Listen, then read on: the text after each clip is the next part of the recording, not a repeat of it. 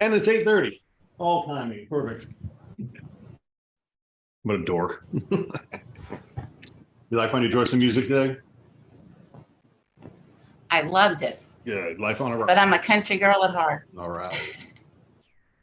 So we're going to finish up our addendums today. And we had a couple issues we're going to talk about so we can master the contract on Friday. Let's talk about just some stories in the beginning. What are some of the things we're seeing out there? I think probably the biggest contract issue we're seeing is the appraisals. They're starting to really tighten those up. Yes, they are. So what are you doing with that? Well, what I'm seeing is a lot of I had two MLS expiration notices this morning because I get copied on every one of those. So we've got listings that are coming upon expiration. We haven't had that in years. So what is causing that? They're not priced properly, right? And if they're not priced properly, the buyers don't want to buy them. And then the appraiser's going to appraise The other market that's kind of slow right now in our area, it's just a very micro market. The 55 plus, it usually dies in the summer. Yeah. So that's one place where I see they're sitting a little bit longer. I have one that's sitting a little bit longer on market than it usually does there. But in general, it's just boils down to price. Hello, Maria. Yeah, price. But that's my thought. There's certain micro markets that are just overpopulated with listings. And there's a certain segment of sellers that are just being greedy. And there's a certain segment of agents that aren't strong enough on price. Right. Now, I'm all for trying to maximize the seller's dollars, 100%. But we at the same time, we have a conversation with them and build in staged price reductions. Right. If it doesn't sell in 2 weeks, we got to lower the price. If it doesn't sell in another 2 weeks, we got to lower the price. If it doesn't sell in another 2 weeks, we got to lower the price. Yeah, we really have to learn to listen to the market feedback again, which for so long, the only feedback was how many of you want it and how much overpriced are we going to go with this thing? I got a Moxie notification this morning from Jimmy about two new listings that came up in the area he has me set for a search in. And one was a house in Mirror Bay for $1,825,000. That house was $900,000 2 years ago. Now somebody wants $1.8 million. It's probably worth $1.3 million, $1.4 million. Mm-hmm. But they put it on the market for $1.8 million. And then another one came on the market. It was $825,000. And I said, holy shit, that's a good deal. And then I found out it was in Waterset, which is not in Mirror Bay. And it's brand new. It's 3,000 square feet. So that's almost $300 a foot for an off-water house with no pool, but brand new. So it's really getting complicated to see these things happening out there. But I digress. Had a challenge yesterday. Last minute, a contractor threatened to file a lien on a property the day of closing and told the title company they were going to do that. So the title company called me because I knew the contractor. So I called the contractor, said, why don't you pay this guy? He says, I tried to pay him, but I'm out of town and he won't accept a Venmo or anything. So this guy's making all this noise. So what does it take? Maybe you don't know. What does it take to file a lien on property? What does a contractor have to do in order to preserve their right to put a lien on a property? I believe they have to file a notice that a lien is possible when they commence the work. Yes, it's called a notice of commencement. Right? They file a notice of commencement to the property owner saying, I'm going to perform work on your house, and if I don't get paid, I'm going to put a lien on it. And if they don't file the notice to owner, then they don't have the right to put a lien. So this guy never filed a notice to owner, and so he can't put a lien. So our closing happened. But I just wanted the agents out there to know it's something called a notice to owner, and it freaks owners out because it looks like they're putting a lien on the house. They're just preserving their right to put a lien on the house. So don't fall prey to that one. I wanted to talk about, this is just a crummy one. We had a buyer. We had the buyer. The seller was put on notice 2 years ago that they were going to do a special assessment for paving, road paving. And we believe the seller knew that, but the seller didn't disclose it. So now the buyer gets a tax bill for $4,400 and calls her agent pissed off saying, how come you didn't tell me about this? Well, we didn't know about it. But then she called the title company and the title company said, you did know about it.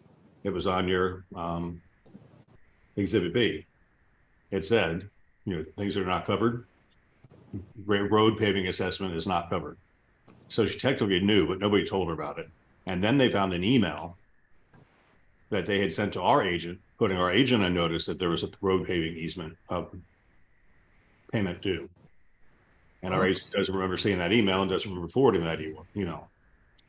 So let's just talk about this contract issue now. 2 years ago, a buyer was put on notice that there was going to be paving done. 2 years later, after owning the home for 2 years, it's a $170,000 home. They get a bill for $4,000.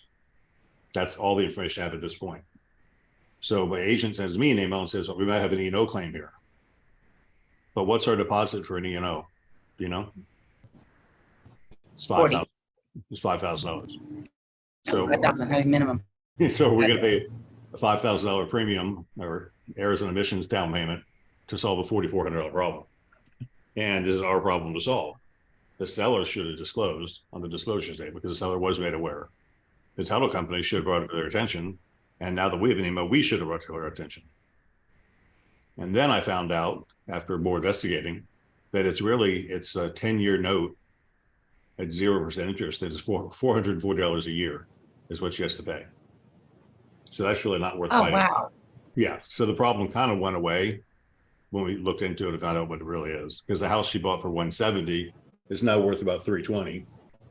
And so it's a cost of $400 a year. And her house is going to be worth more money now because the paving is going to be done. So worst case scenario, I think what we would have done was settle it 3 ways. Title company pays a third, we pay a third, and the seller pays a third. That'd be fair. But I didn't think it was fair for us to take on that full responsibility. Right. Very important to read that. Did that show up on the Alta statement or just on Exhibit B with the mortgage? Just on Exhibit B for the title policy. Yeah. So that's a sad situation, but we got to fix things when we break them, right? But so far we didn't break anything. So, and we'll go through that. But just to talk through the issues, I think it's something we can talk about. And in that same light, a lot of people think, I have found it more than once on the new condo or on condo contracts where what's written inside the contract, people think applies to condo special assessments. And the paragraph inside the 12-page contract is just assessments like from the public body. Yeah, and that one was checked off too. Seller pays before closing, buyer pays after closing. So technically, buyer was put on notice that way too. But it's 2 years after closing. I wanted to remind us what we talked about last week. Honor before is useless to put into a contract. We had a couple issues with that where a buyer wants to move in early and they're telling the seller, I want to move in a week early. The seller's saying, no, I'm going to close on the closing date. Yeah, but the contract says honor before. That means both parties have to agree. So it's just something that was in my inbox. I wanted to call back again. So it's okay to show your intention with honor before, but it doesn't give anybody the right or the obligation to close early. So that's a good one too. All right, let's dump into our addendums. I'm going to share my screen. 4 more chats real quick. Good morning, good morning, good morning. Very good.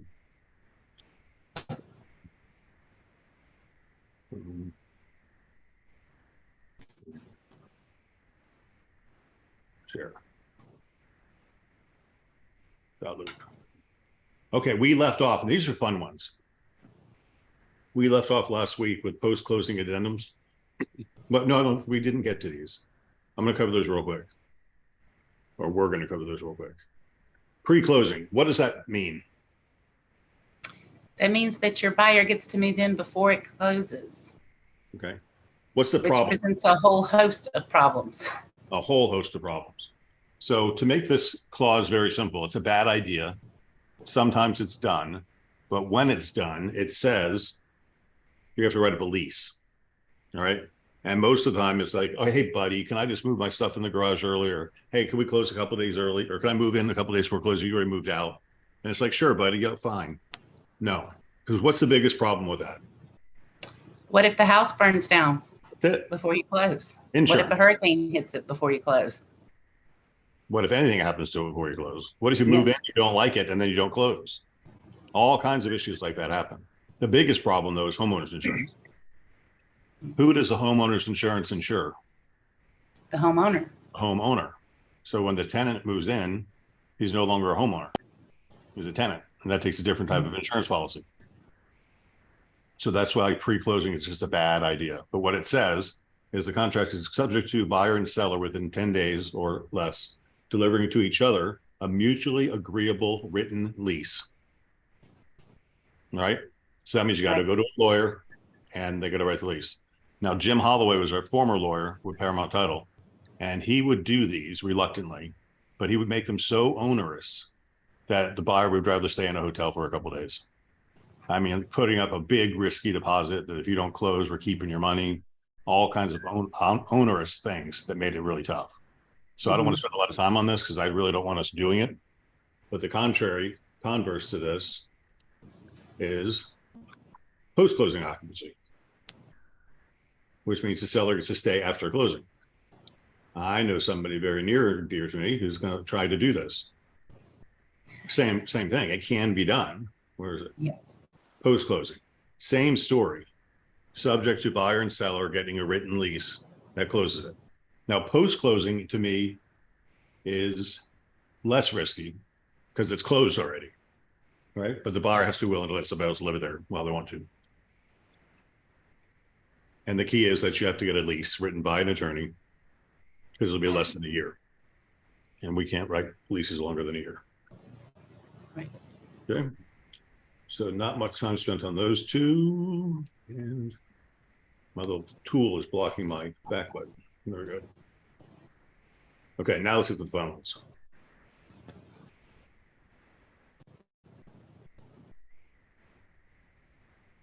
Sale of buyer's property. Why don't you cover this one in detail? Talk about why we do it, first of all. Well, you would do this because you have a buyer who is got their property listed, but they have not closed yet. Mm-hmm. And they want to make an offer on the house that you have listed.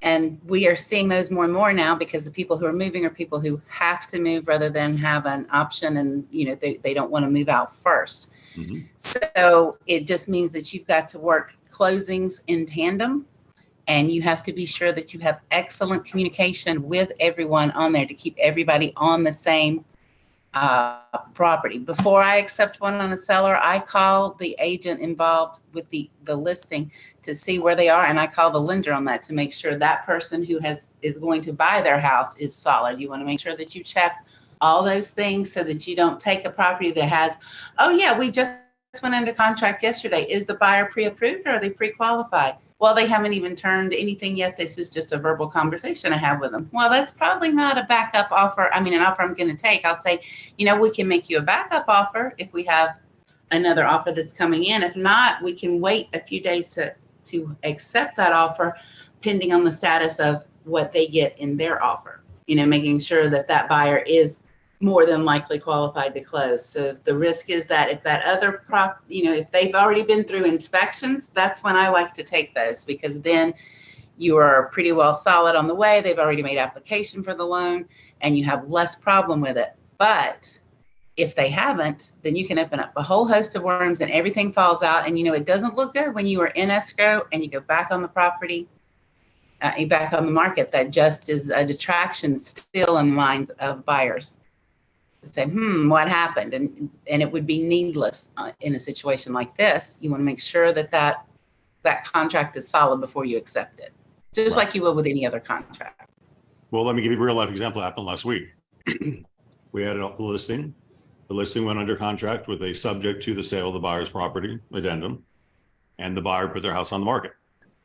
So it's for sale. The buyer's home is for sale. They've got a contract subject to. Now we get, and they put a backup clause, which we're going to see in a few minutes. So we can't kick them out. Guess what happens? We get another offer that's subject to the sale of the buyer's home, but the buyer's home just went under contract. So do we want to kick out buyer number one, who just put their house on the market, in exchange for buyer number two, who just sold their house? But their house just went under contract and it's a 7-day inspection period. So is it really sold? Not yet. Not yet. So what we did. Nothing's sold until we hit that closing table. Yeah. It's just how likely is it to close? That second one's more likely to close than the first one at this point. Mhm. If they get But, you know, it's a inspection. gamble on both of them. Yep. So let's read the addendum here, if you don't mind, cover it, because it's a real one. And Matt, yes, I'll answer your question in a few minutes. There's some little tricks in here, so go ahead and read it if you don't mind. Okay. Can you see it all right? Yeah, I can see it. Let me zoom in a little bit. My eyes are getting older. This contract is contingent upon the sale of the closing of buyer's property located at, and upon entering into a contract for the sale of the buyer's property, buyer shall give seller a copy of such contract with the third party's identification and purchase price information obliterated. If the sale of the buyer's property does not close by, buyer may within 3 days thereafter deliver written notice to the seller terminating this contract, in which event the deposit shall be refunded to buyer, thereby releasing buyer and seller from all further obligations under this contract. If buyer fails to timely deliver said written notice to seller, this contingency shall have no further force or effect. And then it says buyer's property is or is not presently under contract for sale. If the buyer's property is under contract, the time this offer is made, buyer and seller shall provide seller a copy of the contract with the third party's identification and purchase price information obliterated, simultaneously with the original signed contract submitted to the seller from the buyer, not later than 24 hours after the buyer's offer is delivered to the seller. That's a lot of rules, isn't it? So It is. and it should And be. and do you think this is something we're going to see more? I know 5, Absolutely. 6 years ago, this was a lot more common. Yes, we're going to see more of this. Let's talk about some things. What is a listing really? It's an asset, right? Do you want to take your asset off the market for a long period of time? No. No, because we want to get paid from that asset. That's what a listing is. It's an advancement of our cash, and it's exchange for hopefully selling the property. So this is not a very good situation to have, but in the absence of a really hot market with multiple buyers coming in, sometimes it's okay to do this. But just like you said, I want you to vet the buyer. Call the buyer's agent. Let's say it's an out of town buyer. Call that agent, the broker, whatever. Find out how that market is, how the house is priced. I'll never forget, I was working for the president of Florida Design Communities, which was formerly known as Sun City Center. And he had a house in my neighborhood, and I was his listing agent. And we got an offer from a couple from South Tampa, from a Coldwell Banker agent who was my nemesis at the time.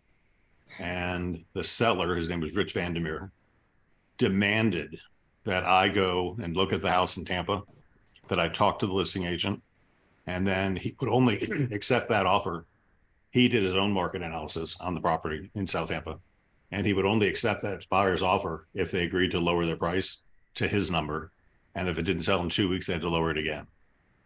That's pretty stiff, but he knew he had the power. He had the house they wanted, and they weren't a really good buyer because they had a house to sell. Right. So he kind of made me take control of that situation for him. Pretty tough, right? That's pretty tough. Pretty good agenting. Yeah, very good agenting. So in this case, this 3-day rule is pretty something, right? So when you do an addendum like this, subject to the buyer settle the house and wherever it is by a date, that date becomes critical. How long do you want to give them to sell their house?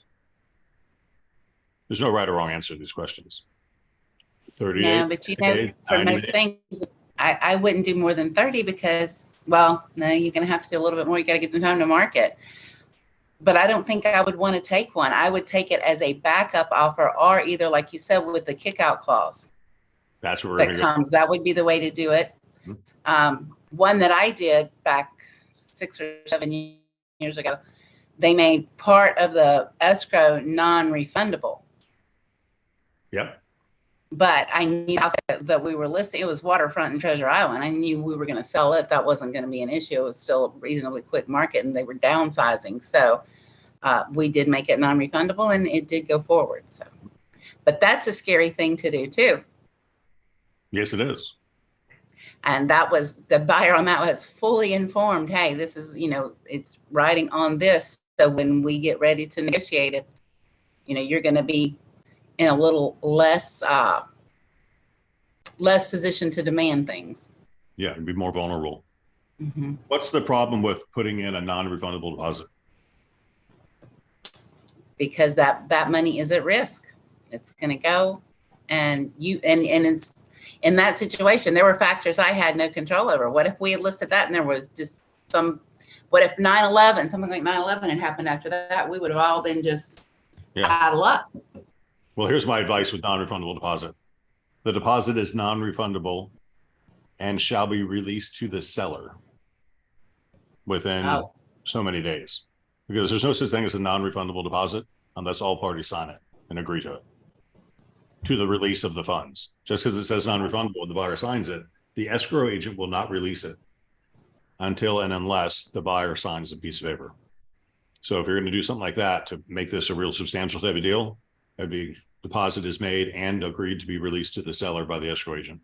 And then once that's signed, then the seller will get the money. And if the buyer doesn't close, then the buyer already lost the money. Okay, so this 3-day thing, if you don't categorize this with our critical date timeline, let's say we're going to give them till, what is this, July 28th, August, September 15th, 45 days-ish. So September 15th is a day. If September 15th comes and goes and the buyer didn't cancel, then what happens? Then this contingency is removed. Is removed. And they have to close by the closing date in the contract, right? This contract date here is for the sale of the buyer's property. So we got to be careful with this. Our closing date on our contract is thoughtfully put out to allow this house to sell and close. So the strategy behind the thing. So if we give this guy till September 15th to sell, then he's probably going to go under contract, let's say by September 15th, and need 30 days beyond that to close. So our contract should probably be October 15th or October 30th-ish to give this one time to sell and close. So it's a thoughtful thing. Now, the problem is once you do this to your house and you put under contract with the subject to, then the house is sold. It goes pending on the market, you get no more showings. And that's a risk too, because what if a good buyer comes along that can close cash quickly and pay as much or more money? You're stuck because this one's under contract until that long period of time out, unless we go to another addendum. So as a rule, I would say, don't ever do a sale of buyer's property addendum unless you include a backup contract addendum. Dun, dun, dun, dun.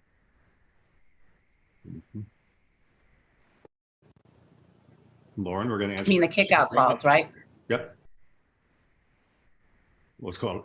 Oh, that's right. I have the wrong form. Yeah. I always ask for a backup contract too. That way, if you fall out, you don't have to go back on the market. Exactly. Kickout clause addendum. So let's do kickout clause first.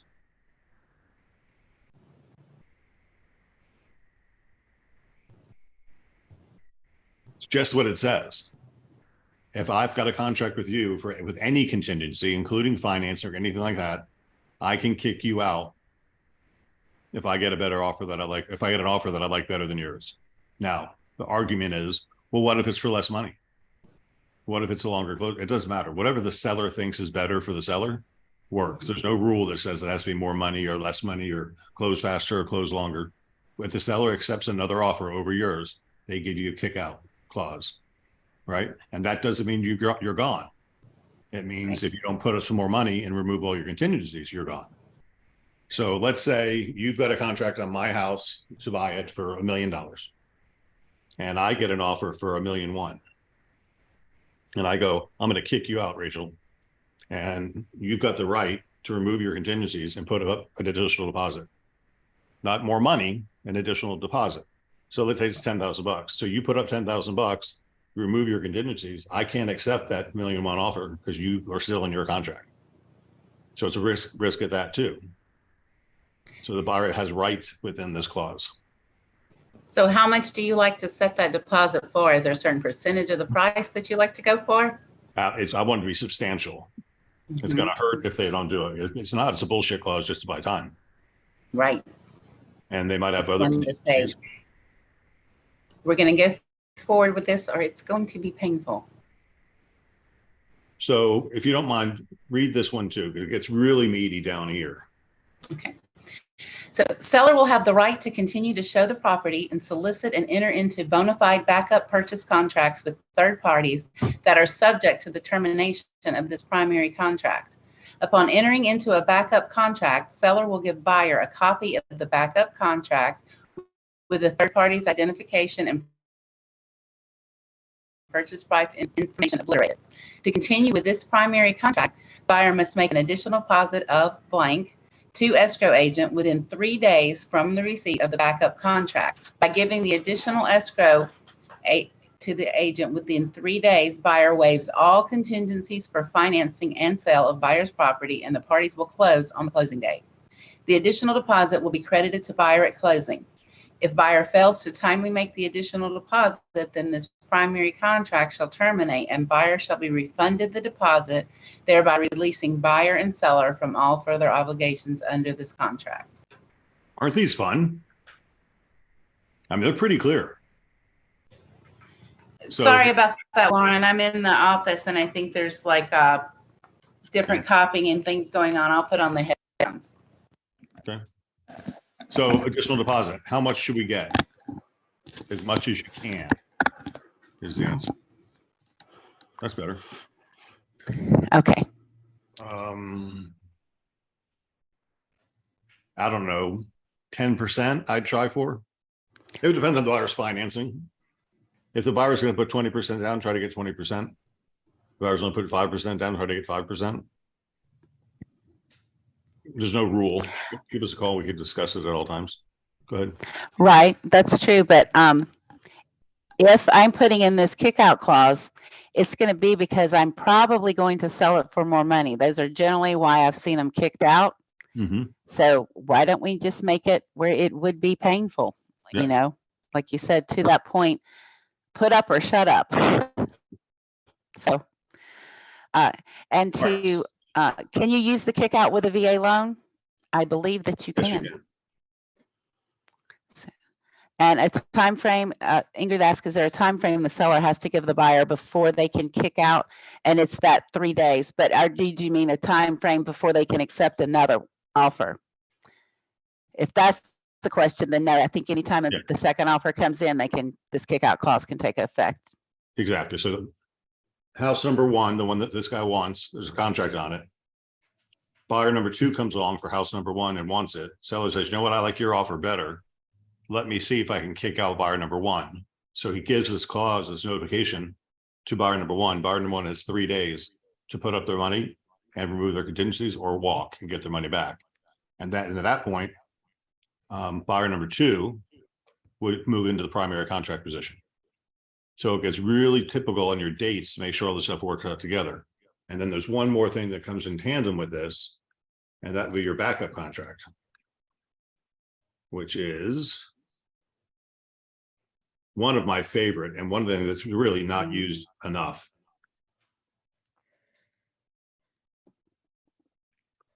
Backup contract. This backup contract is subject to the termination of a prior executed contract between the seller and a third party for the sale of the property.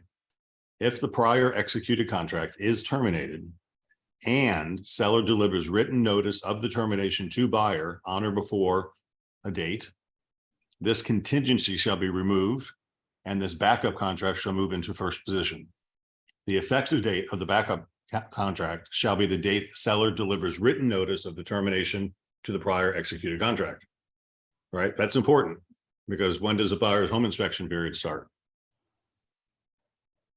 On the effective date, which has just been redefined as the date the seller gives notice. So the seller gives me notice today. Today's my effective date, so I got to start my inspection period now. So my new contract is going to start all over again. So I'm kicking out buyer number one, and I'm taking a risk that buyer number two, with his as-is contract, is going to take me off the market for 7 days and then cancel on day 7. So all that stuff can happen. You got to think that way. Yeah, and good. I submitted one of these one time, and the agent on the other side was a little mom and pop place, and she sent back the critical dates. I'm like, well, there are no critical dates because we're your backup contract. So right. That is important to know when the effective date takes place on a backup contract. That's right, because it really is meaningless. The buyer may terminate this backup contract by delivering written notice to the seller prior to the date the seller delivers written notice. So the backup contract cannot hurt a buyer unless the seller gives them notice and then the buyer would come first. So you can have 10 backup contracts out there if you want to. You just gotta make sure you cancel the other 9 before you accept another one. And that can be iffy too in a crazy market. So let's say you get 5 offers on the house. One is 450, one is 440, one's 445, and the other 2 are 445 also. Now let's say the 451 seems good, it gets strong financing, you look to the loan officer, it looks really good. So obviously you're gonna take the 450 contract. But that contract is subject to financing. So would it not make sense to go to one of the 445 buyers or all 4 buyers and say, who's going to come up to the highest? I'll put you in a backup position. And then you can control that, because if buyer number 1 flakes out during inspections or something, you say, yeah, I got leverage over you. I'm not going to play your game. I'm going to kick you out. Or you're going to have to put up more money and remove all your contingencies. So I'm going to lock you into place, or I'm going to kick you out and take number 2. Which is, it's kind of dirty pool, but who do we represent? The seller. The seller. The power of single agency. And yes, Michael, seller does have the right not to take a backup offer. Oh yeah. But why wouldn't they? It makes no sense not to. And you guys fight me on this a lot. If you got good buyers, buyers do fail and fall out and things happen. And that as this contract, it's so easy to get out of. Yeah.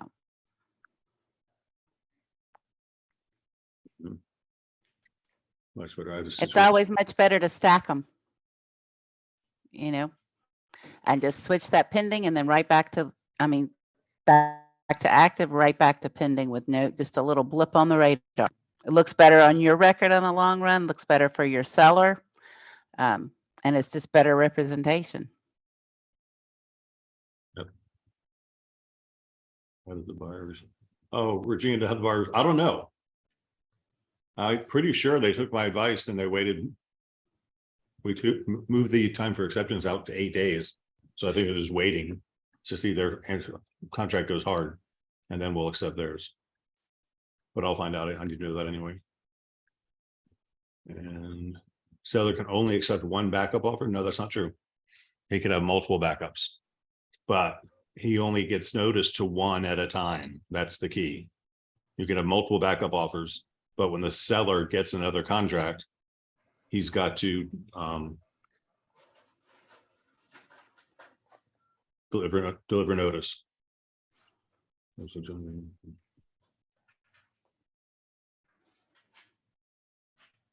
If the prior executed contract is terminated and seller delivers written notice of the termination to a buyer, so I'm going to give the written notice termination to this buyer, then he has the opportunity to become first, right? And if I give it to buyer number 2 or buyer number 3, then that buyer's first. So I still get to choose which one I want to give it to. Lots of options. Good questions, though. Mm-hmm.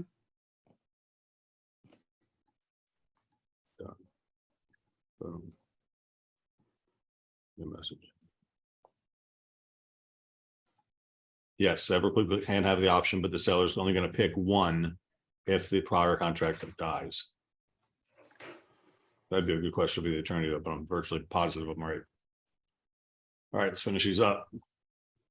These are my favorite ones, though.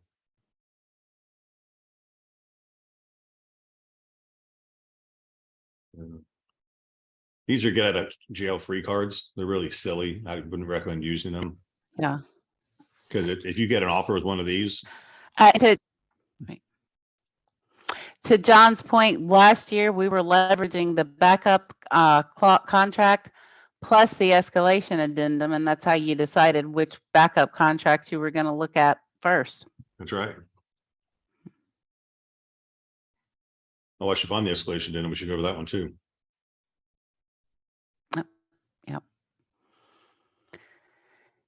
But remember, John, the backup contract is cancelable by a buyer at any time. So if 3 buyers put a backup on 1 house, they're all still shopping for another house, and they'll drop out of this one in a second. So it's not, it's no and most guarantee. of the time, yeah, most of the time I find when you have backup contracts and they know that there's a backup contract, doesn't fall out unless there is something serious in the inspection, which if we've done certified pre-loved homes, you've avoided that issue. But usually it is because of something goes wrong with the financing. So if something goes wrong with the financing on one, move it straight to the next one. Yep. Just like you would if you put it back on the market, you would call for highest and best again. So if you can get several, it's always better. A buyer is better off having a backup than not having a backup because it gives them at least the notification right to be notified the deal dies. Right? If not, it's going back on the market and everybody's going to see it again. But a buyer should not be confident that they're going to get the house. They need to keep looking. Anyway, Right.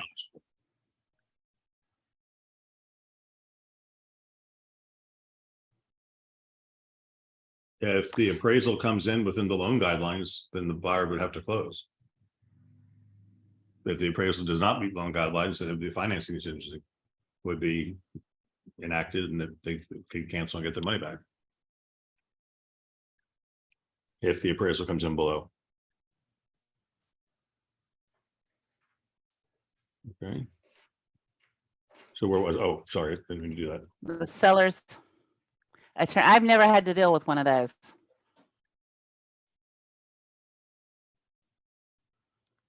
But in estates where attorneys do the closing, is that like a standard part of their contract? Which question are you answering? Because I didn't see it. No, I'm not answering one. I'm asking one. So with the seller's attorney approval, I know here in Florida, Okay. we're a title state. We close with a title company. And I think that is absolutely wonderful because the title companies like us, they don't get paid if it closes. Right. I've had sales contingent on deals in New York and they close with attorneys. And I think that they just use those dates as rough guidelines and really don't care. I mean, it kept going. I think it extended another 45 days for no real reason that I could discern on this end. Because the attorney wasn't ready to close it. Mm-hmm. All right, so this is an escape clause. I used to put contracts in on stuff, and I would say, you know, because I wasn't sure if I really wanted it or not. So I put a contract in that was really attractive and make it subject to my attorney's approval. And that's just such a blanket. All my attorney has to do is no. But I used to do it all the time. And this is back in the 80s, 90s. But if you ever get one of these, just know it means I'm not really sure I want your property. And if I change my mind, I can cancel and just blame my attorney. So that's Y. And then Z is subject to attorney's approval for the buyer. So if I'm a seller, I'll accept the buyer's offer, but it's subject to my attorney's approval. I've done that quite a bit because my seller might not be secure with their 1031 money or what they're going to do with their proceeds, or they might need tax advice to see what they're going to do. So I'll accept your offer, but I got to check with my attorney first. And then you make that a very short period of time. Or else you just really, because you're getting a get out of jail free card. Mm-hmm. But the FAR bar has attorneys in it and they won't have attorney approvals. So that's why they're there. And I think that's one of the last ones. Oh, 1031 exchange addendum. A coronavirus extension. Hopefully don't need that one anymore. Although I just heard a friend of mine, Yeah. I mean, 4 people in their family got COVID. Like they don't all live together either. So COVID is still happening out there, I guess.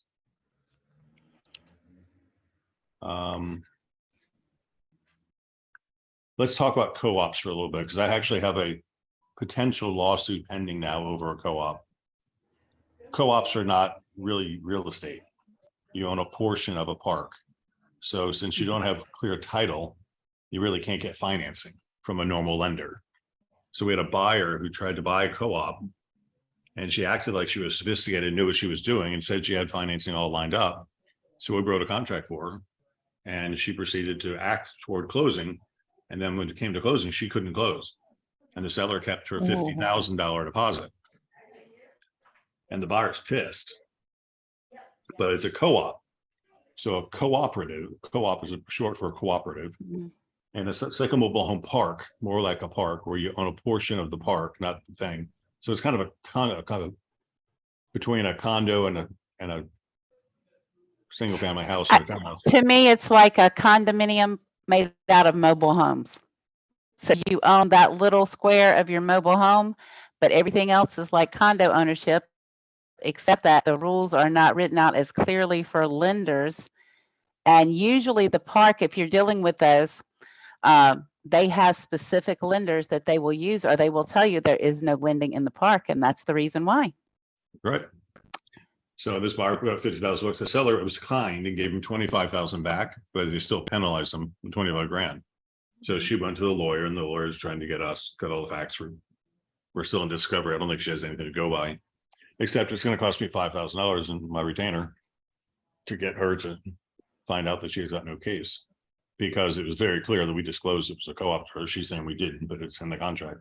But here's how you prove it. So if you ever are selling a co-op, you want to add the co-op addendum, right? Addendum to contract for sale and purchase of a cooperative, right? It's a cooperative parcel, not a fee simple interest in real property. Da-da-da. Existing mortgage, if there is a mortgage or not a mortgage, ground lease, seller warranty, closing documents, closing fees, everything's different, right? This is like almost like writing a whole new contract. So just put this in the back of your head. You're probably not going to deal with a lot of cooperatives, but if you do, like this agent did, jingle, jingle, jingle, back of your head. Oh, I need something here. Yes. And it should say that, like where it says the ownership terms in the MLS listing, instead of fee simple, it should say co-op there. Yes. And I'm not sure, how did co-ops become so prevalent there? Because I do know there is one mobile home park in Palm Harbor, and they are actually incorporated as a condominium, even though they're a mobile home park. Wouldn't it have been simpler for all of these to incorporate that way? I don't think so. Or was that something maybe not available at the time? Condominium law is very complicated, and it extends developers' liability for a long period of time. I think the co-op doesn't do that. So that's probably why. That's probably why. All right. Come on. I want to look at the coronavirus addendum just for fun. Yeah, that's moved from the pandemic stage to the endemic stage now. They're just saying it's around, it's going to be here, and we're going to have to suck it up and live with it. So.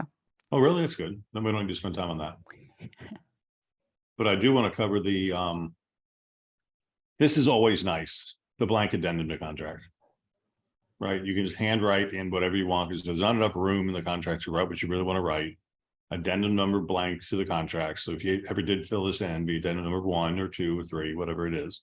And then on the bottom, page 12, where all the check boxes are, you would add addendum number A or 1 or 2 or 3, whatever you called it, because you want the contract to point to this form, right? And then it is buyer, seller, boom, and then plenty of room to type in what you want.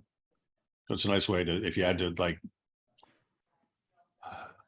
request furniture or some special stuff, there wasn't enough room in the contract to write, this is a nice thing to have. All right, things that you discover after inspection period, this is a good place to put them. Oh, for sure. Now, Yeah. I know when I started years ago, you used to recommend dating the numbering the addendum by the date that we do it. Is that not something we do anymore? Well, it's got a space. And that way it kind of showed. So like if we did it today, we would, I would put that addendum number as 7.28. Because you usually have other addendums.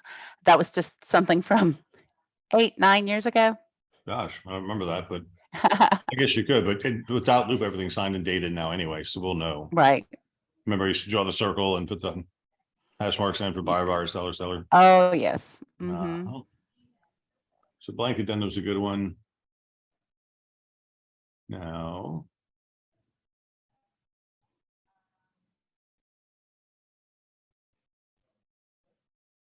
(1031) exchanges, you're going to see more of too.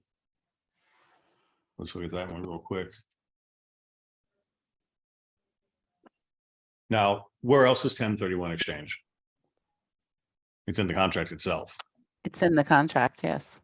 But this one says, if either seller or buyer wishes to enter into a like kind exchange, either simultaneously with closing or after, under section 1031 of the IRS code, the other party will cooperate in all reasonable respects to effectuate the exchange, including executing documents provided, however, that the cooperating party will incur no liability or cost related to the exchange, and that the closing will not be contingent upon, extended, or delayed by the exchange.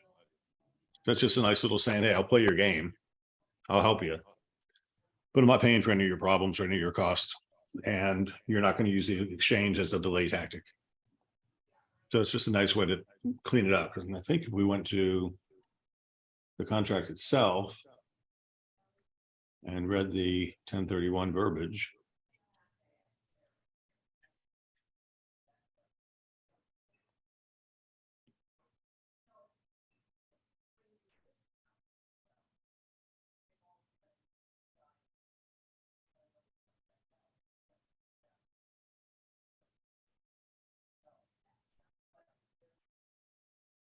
where are you?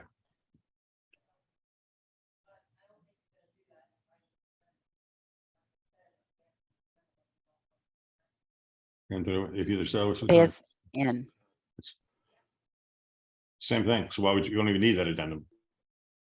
I guess if you're using a contract that's not FAR, because they're right, it's the exact same language. If either side or buyer wishes to enter into like kind exchange, either simultaneous closing or deferred under 1031, the other party shall cooperate in all reasonable respects, but shall not be responsible for incurred liability expense to the exchange, and closing shall not be contingent upon or extended the same clause. So don't need that one.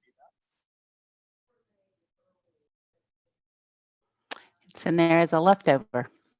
Yeah, it's a leftover. So now let's go back and let's go to and find the escalation clause. So where is it going to be? Addendums. I'm going to type in escalation. Escalation addendum to contract. No, this is a begging contract and very specific and a true winner. If you're in a high negotiating, very active property that has a lot of offers and interest in it, you can really protect your buyer and make them look better by knowing this addendum. So let's spend a little time on it. Between buyer and seller for the sale of the property at 123 Any Street. Escalation terms. The following terms will apply to increase the sales price in the offer. So I'm going to write an offer. The house is 550. I'm going to write an offer at 550. But I know there's 8 people showing the house today, and it's probably going to get multiple offers on it. So I'm going to go with my buyer, my best offer for my buyer. So let's just say it's 550. Escalating factor. In the event that the seller receives one or more additional bona fide offers to the property with terms acceptable to the seller, call those other offers, but which result in the net proceeds of the sale payable to the seller equal or greater than the net proceeds of the sale payable to the seller under this offer, then the sales price stated in this offer shall automatically increase to the amount which generates net proceeds to the seller equal of $500 if left blank, in excess of the highest net proceeds of the sale generated in such other offers. That's a mouthful. Why are we changing price to net proceeds? Because they may have a higher price offer, but maybe they're giving a 3% in closing costs. So we don't want to make our buyers pay any more than they need to. So it's a $500,000 offer with 3% in closing costs. It's really a $485,000 offer. So our offer would come in at $485,500 to beat theirs. Does that make sense? Because if it was 3% of closing costs, 3% of 500,000 is 15,000. And that would work. So that's kind of the meat there. Now, $500 is kind of light, especially with the price of houses now. I mean, I think if I was going to do that, I'd make it more meaningful, like $2,500 to $5,000 if you really want the house. Yeah, I agree. Depending on price point, you know, some of those have been very successful, and some of our 55 plus condos here with $1,000. I agree with you. 500 is just too little. Mm-hmm. And it makes them work too hard to think about it. Yeah. And then let's say somebody comes in with a 650 offer, they really want it. We just had that actually. Mike in South Tampa was going to put a listing on the market, had it listed, and we had an MLS waiver of entry for $3 million. The neighbor next door wanted it really bad. And he gave us, he didn't know the price, but he made an offer of $5 million. Paid $2 million over asking because it was next door to his house and he wanted to buy it for his mother-in-law. So there's not another house they could have done. That's the only one they could have gotten. He wanted it bad and he could afford it. So B, cap, the sales price under this offer shall not exceed. So let's say, I had the escalation clause, I won, and I'm gonna go up to, we had $500,000 offer with the $5,000 highest and best thing. Somebody comes in at 560. I'm not gonna go over whatever number I said, 550, let's say. So you can cap your offer. So you're gonna go $500 or $5,000 over the next best price to get it, but not to exceed X amount of dollars. And what would be concerning about that? If you go up too high, what might not happen? Doesn't appraise. And then you can't close. Right. So you got a protection in the cap. Documentation: in the event that other offers cause the escalation into the sales price in this offer, the seller will provide the buyer with sufficient documentation to justify the sales price increase. Now that's a little loosey-goosey, because what is sufficient documentation? I would say, here's a copy of the contract with the purchaser's name obliterated. And then you have to show them that's to justify the sales price increase. Right. Little trust. The big thing I want to see is that it's actually, but I want to see that it's actually been signed by whoever is doing it. At least they don't usually cross out the initials. Right. So. Yeah, no, I need sufficient evidence that the contract is there. Multiple escalations. The buyer acknowledges that the escalating factor of this offer and escalating factors of other offers may result in multiple escalations, and in some cases, escalations to the cap. Just telling the buyer, just because you did this doesn't mean we're going to get it for you. Somebody else might be coming in with a $6,000 escalation clause. And then under exceptions of counteroffer, in the event that the seller agrees to accept a sales price within the terms of this offer and pursuant to the escalation clause, the seller will submit to the buyer a copy of this offer with the sales price adjusted according to the escalation provisions contained herein, having been fully executed by the seller, the counteroffer, along with a copy of the second offer with the buyer's information obliterated. Acceptance of the counteroffer will occur upon counter signature and initial of the modified terms of this offer by buyer. So basically the seller is going to give them a reverse offer. So I came in at 500. I got an escalation clause up to $5,000 more. The best offer came in at 510. So I go to 515. So the seller's going to counter my offer at 515, give it to me, and then I'm going to initial the seller's changes. Bam, I got a contract. That makes sense? It does. And the biggest worry that I see buyers have on this is, well, what if it does go to the cap? I said, that's why the cap is not more than what you're willing to pay for this property. Exactly. It's in your hands. So, and I have found success with this. Sometimes if you have, like, maybe if your buyer can afford it, or they really want it, and obviously they do, or they wouldn't be engaging in an escalation clause, then one of the best things to do is have a partial appraisal contingency waiver of, maybe 5,000, maybe 3,000, whatever your buyer is comfortable with.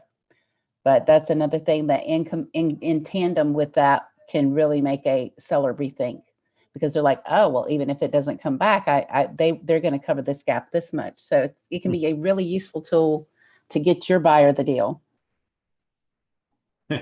So what if they're not in the position to afford, just $2 million over market price just because.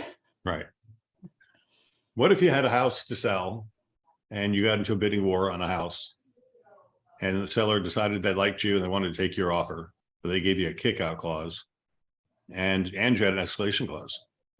Maybe your escalation clause made you get accepted over all the other ones, even though you had a house to sell. And then the seller gave you a kick-out clause and a home to sell contingency. Could you have all three addendums? Yes. Yep. It would be a very good offer, in my opinion, but you could. No. So, all right. 924. So what did we learn today? We have some complicated addendums that can really help in the negotiation with you guys, making you look like rock stars to your customers. All right. So what were they? Subject to the sale of the buyer's home. It's basically, we feel comfortable that a lot of houses are going to sell quickly. And we know that if we price them properly, they're going to sell quickly. So we are definitely seeing more subject to the sale of buyer's property. But if you do that, you're going to have a longer time closing date and you're locked in. And you might not want to be locked in because another buyer might come along that's better. In which case, you would include a kick-out clause with your home sale contingency. And the kick-out clause says, hey, if I give you another offer, you got 3 days to put up some cash and remove all your contingencies. And then you got to close by the original closing date of the contract. Okay, so you're still selling to that same buyer, even though there's a backup guy that's willing to pay more. If the buyer removes his contingencies and puts up more money, you're staying in contract with him. If the buyer doesn't put up more money, then the buyer waives their contract rights and they get their money back. And then you go to buyer number 2 and they become buyer number 1. And then we've got a backup offer. So if you accept an offer that you're happy with, and there's another one that you're almost as happy with, but you're not sure that buyer number 1, and you're never sure buyer number is going to go through after inspections and everything else, you can give buyer number 2 the right to become number 1 if buyer number 1 starts jerking off, right? Playing games with inspections or trying to negotiate repairs and all this other stuff. Because you know my opinion on the as-is contract, right? I accepted your offer as is, which means I don't have to fix anything. So when you come back and ask me to fix things, I'm going to say no, because you said that's my price as is. If I had known you wanted $6,000 in repairs, I would have charged you more money. So I'm going to counter you back with $6,000 more, or just not accept your offer. Right. Right. Which is why if you represent the seller, I know a lot of people will still ask for the as-is contract, but if we represent the seller and as homes start to fall out for various reasons, the regular FAR bar is going to come back into play and be a little bit stronger tool for your seller. Yeah. Yes. When the buyer starts playing around and asking for repairs and stuff, and you go, hey agent, I got a backup on this house. It's got no repairs. So don't threaten me, because we'll use our backup. So those pull around and find out. Those are 3 really, really important tools to help you negotiate in a market like we're in today. And good job. Yep. Options for our buyers. We have to show value and explain options. Yes. Good point. And I hope I gave you a word, or we gave you words that you can explain these, right? In layman's terms. Because you start reading all this stuff out loud and it's like, oh my God. What does that mean? Yeah. Don't second guess yourself. Especially on the escalation clause. I find that that's the one that most people have a hard time understanding, in that where it talks about the net to the buyer. So being aware of, maybe it's a VA loan, maybe they have to pay certain fees, maybe they've agreed to closing costs, or they are asking for other things. So we want a higher net to you based on the terms of that, not just the base price. Right. That's where, and that was really tricky. And Joe and I played with this for a long time. Mm-hmm. So, and most brokers, this is one sentence, a begging form. So most companies, not a lot of companies have this or know about it, but it really is a fun. Yeah, they have, some of them have escalation clause that are like so poorly written. Yes. I should have thought to bring one of those to the table. It's just like, oh boy, I could really get you with that one. Mm-hmm. So we've got a buyer. He's got to sell his house, but he wants this house. Present the offer. The seller signs it as is. Great. You won for your buyer. They got to a closing date to close. If the listing agent's any good, they're going to say, hey, wait a minute. I'll let you sell your house, but I'm going to tighten that window on you. And I'm going to give you a kickout clause that if I get a better buyer along faster than you can get your shit together, then I'm going to take that one, unless you remove your contingencies and close.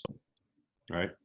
And then as a listing agent, when you get, or as a buyer's agent too, you could submit an offer. If you know your offer is not as good, you could submit your offer with a backup clause and say, please put me in number 2 position. My buyers really like this house. And if anything happens to buyer number 1, I've now secured a position for my buyer number 2, but I haven't obligated them to do that. They're still free to go shopping on other homes, and they can cancel whenever they want, but it makes the seller come to them first if they are the one backup. So just fun things to think about that can really bring value. And you are so right, Lauren. You definitely have to keep track of all the dates. Yes. Yeah, that would be taking your critical date timeline and adding to it everything else and having people sign it, because there's some important dates in there. Well, cool. 9:29, we're right on time. Right. Amazing how we do that. Thank you guys for coming today. Thank you for coming. Yeah, the attendance is very good. And it's Friday. Happy Friday. Be safe this weekend. Happy Friday. Sell lots of houses. Looking forward to seeing a hot sheet on Monday. That's just full of stuff. Good. Happy Friday. Bye.